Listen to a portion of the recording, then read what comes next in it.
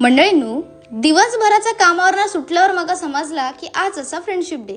आमच्या आयुष्यात कसलो इलो फ्रेंडशिप डे. आमका सगळे दिवस सारखे. आज रविवार होतो तरी पण मी गेलेले कामावर.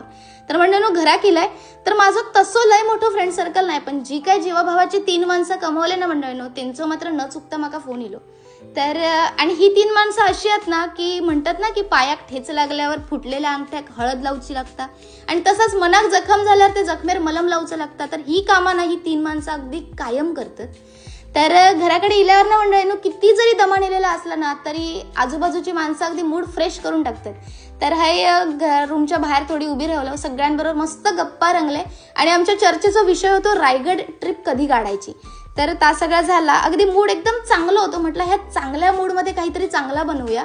मस्तपैकी मंडळींनो, मनात तिला मोदक करायचे आणि इला मनात गेला दुकानात, ह्यो माझा रूल असा. त्याच्यामुळे पटापट पीठ मळून घेतलंय आणि गव्हाच्या पिठाच्या मंडळीनं मोदक बनवूचे होते माका, कारण आपल्याकडे चाळणी नाही, त्याच्यामुळे उकडीचे मोदक काय आपण बनवू शकत नाही. तर मंडळींनो, मस्तपैकी मोदक आकार काढलाय त्यांका आणि तळून घेतलाय आणि मंडळींनो असे काय कडक कुरकुरीत झालेले ना, अगदी जसे दिसतात ना मंडळींनो तसेच लागत पण मस्त होते.